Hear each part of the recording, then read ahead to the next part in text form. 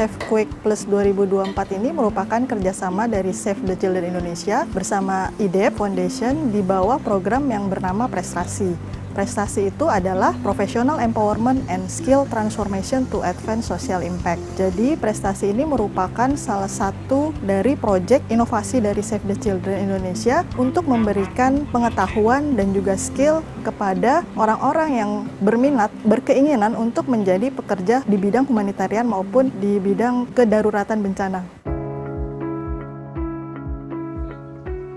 Kami dari berbagai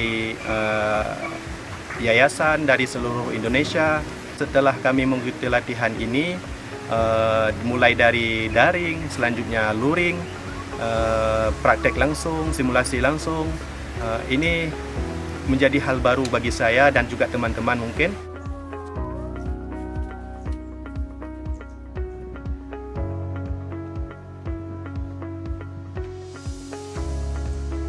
Selama ini saya selalu berpikir kalau kegiatan menghibur anak itu hanya merupakan salah satu kegiatan yang difokuskan ketika dalam situasi tanggap darurat kepada anak-anak. Akan tetapi ternyata banyak sekali hal-hal yang harus diperhatikan, baik dari segi psikososial, dari segi ketepatan dari bantuan yang kita berikan, dari segi kesiapan dari masing-masing relawan. Saya sama tim ada di sektor pangan dan nutrisi dan juga kesehatan. Jadi hari ini kami membuka dapur umum, mengkoordinir dapur umum. Banyak banget hal yang berkesan karena pasti di dapur itu riweh gitu, banyak harus nyiapin makanan yang itu nutrisinya harus seimbang, harus diukur gitu, lalu bagaimana skenario mendistribusikannya itu seperti apa, karena yang kita hadapi kan pengungsi gitu yang dalam kondisi mungkin lapar, capek, banyak hal dari bagaimana menghitung kalori, terus kalkulasi belanjanya harus seperti apa, cukup untuk kita juga harus tahu yang makan itu siapa aja sehingga memikirkan menunya, kemudian distribusinya, belum lagi tadi juga ada simulasi sempat chaos gitu, jadi bagaimana handle juga pengungsi.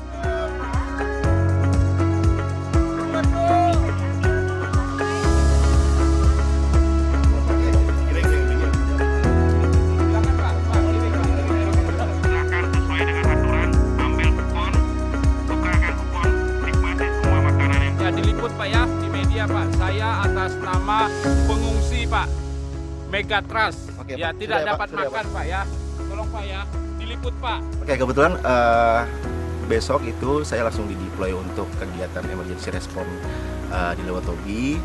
Saya punya pembekalan yang sangat banyak dari mungkin 11 hari saya menjalani training di sini.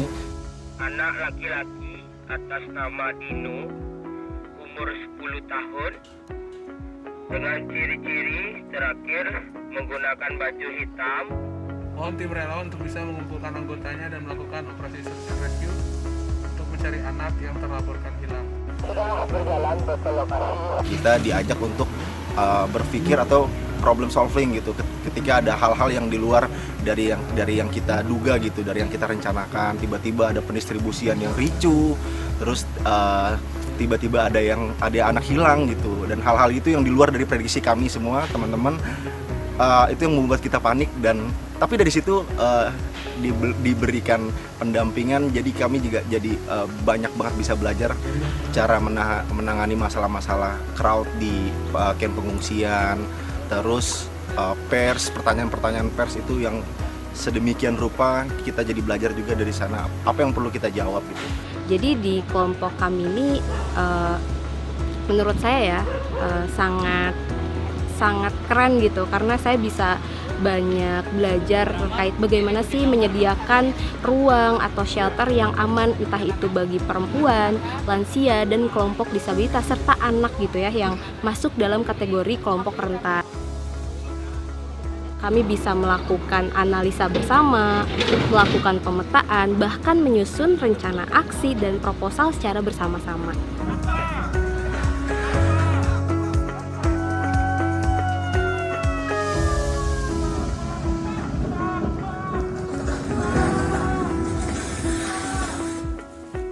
bagi kami ini sesuatu yang terus harus diupdate, harus diasah, sehingga kemudian ketika ada sesuatu, kita sudah siap. Salam tangguh. Teman-teman yang terlibat dalam pelatihan itu pada saat melakukan respon kebencanaan bisa lebih terkoordinatif, dan pastinya ini juga lebih untuk menguatkan lembaga-lembaga lain yang terlibat dalam urusan kedaruratan bencana. Nah, disitulah peran relawan untuk membantu pemerintah dalam menanggulangi bencana yang ada di daerah-daerah. Semoga latihan ini dapat memberikan kader-kader kebencanaan yang tangguh dan siap bertugas dimanapun dalam keadaan darurat.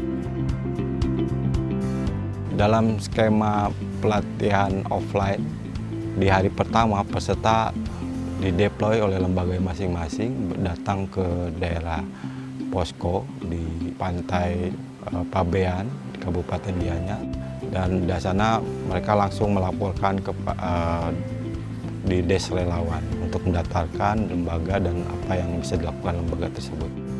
Di hari kedua, peserta diajak untuk berkolaborasi dengan lembaga-lembaga lain untuk mengassessment atau mengkaji cepat apa kebutuhan yang dibutuhkan oleh para penyintas. Mereka mengolah bagaimana nanti yang ditemukan dan apa yang dibutuhkan. Setelah mengolah data, peserta diajak bagaimana membuat satu bentuk proposal kepada donor. Nah, di sana hasilnya adalah di malam ya kita uji bagaimana proposal tersebut layak atau tidak. Dan dari sana muncul banyak pembelajaran yang bisa didiskusikan dari temuan-temuan yang ada. Saya yakin dengan proposal ini, tapi revisi. Kita akan berikan untuk 50%. Tapi mungkin catatan juga ya, Mr. Rob ya, untuk kalau full fund-nya gitu kan, mungkin dengan revisi gitu, dari teman-teman untuk menyempurnakan gitu kan. Karena semua lulus dan saatnya adalah mengapresiasi rekan-rekan semua partisipan yang lulus Safe Quick Plus Training 2024.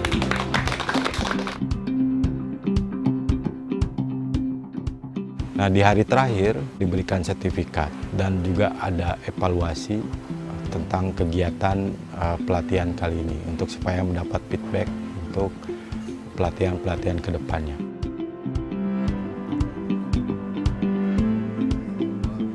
Dengan pelatihan ini, kita bisa memberikan dampak yang lebih besar bagi pekerja kemanusiaan supaya pada saat di lapangan mereka memiliki skill yang cukup untuk bermanfaat dan berdampak bagi masyarakat di sekitar wilayah terdampak bencana.